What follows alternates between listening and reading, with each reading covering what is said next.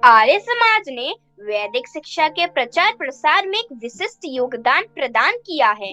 आर्य समाज के अनुयायियों और उसको बढ़ावा देने वाले महापुरुषों में से एक महात्मा हंसराज जी हैं, जो आज हमारे साथ मौजूद हैं। आइए जानते हैं कि उनके लाला से महात्मा बनने के सफर के बारे में।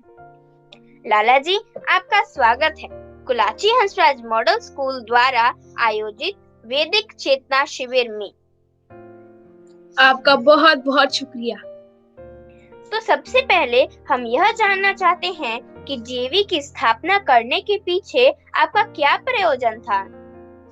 मेरा जीवन स्वामी दयानंद सरस्वती जी से बहुत प्रभावित हुआ है। उनकी स्मृति में एक शिक्षा के साथ साथ अपनी प्राचीन संस्कृति की शिक्षा देने वाला एक विद्यालय खोलने की चर्चा हुई।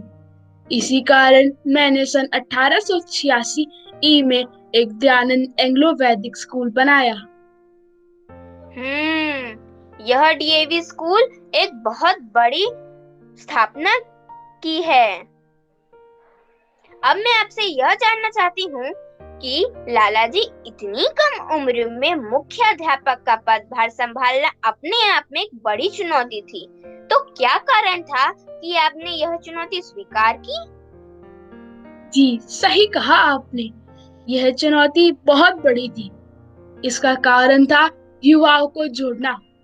युवा वर्ग की प्रेरणा एक युवा ही हो सकता था, और धन की कमी के कारण हम किसी को बाहर से बुला नहीं सकते थे। इसलिए मैंने स्वयं को प्रस्तुत किया। यह एक उत्साहवर्धक और प्रेरणादायक है, और युवाओं को भी इससे बहुत प्रेरणा मिली है। तो अब हम आपसे यह पूछना चाहते हैं कि आपने असहयोग आंदोलन के समय जेवी कॉलेज को बंद करने का विरोध क्यों किया? देखो, शिक्षा या स्कूल किसी आंदोलन का भाग नहीं हो सकते। उन्हें राजनीति से दूर रखना चाहिए और उनकी शिक्षा का नुकसान नहीं होना चाहिए। बिल्कुल सही कहा महात्मा जी आपने कि विद्यार्थियों को राजनीति से दूर रहकर ही शिक्षा प्राप्त करनी चाहिए। महात्मा जी, अब यह बताइए कि आपको उच्च स्तर का सरकारी अफसर का पद बड़ी आसानी से मिल सकता था, फिर भी आपने अवैतनिक रूप से मुख्य अध्यापक का पदभार संभाला। इसके पीछे आपकी क्या सोच थी?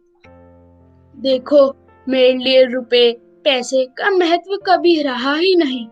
मैंने वैदिक धर्म का प्रचार करना और नव युवकों में शिक्षा के नैतिक मूल्यों के उत्थान को ही अपने जीवन का लक्ष्य बनाया था। बस इसी समर्पण का भाव इसके पीछे था। अब समझे हम। तो महात्मा जी, शिक्षा के साथ साथ आप प्राकृतिक आपदाओं जैसे बाढ़, भूकंप में जनमानस की सहायता करते थे। फिर भी आप थकते नहीं थे क्या लाला जी?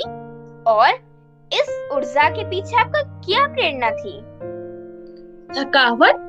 अपनों की सहायता करने में कोई थकान नहीं होती। फिर मैंने तो अपना जीवन ही लोक कल्याण को समर्पित कर दिया था। और रही बात मेरी प्रेरणा की, वो तो सदैव स्वामी दयानंद ही रहे हैं। बस उन्हीं के पद चिन्हों पर चलने की कोशिश करता रहा हूँ। महात्मा जी, आपका बहुत बहुत धन्यवाद। महात्मा जी, आपके द्वारा बताए गए इन मूल्यों के लिए धन्यवाद, और हम आशा करते हैं कि आपके जीवन से प्रेरित होकर हमारा युवा वर्ग लोक कल्याण की ओर प्रेरित हो। आपका बहुत बहुत धन्यवाद। आभार।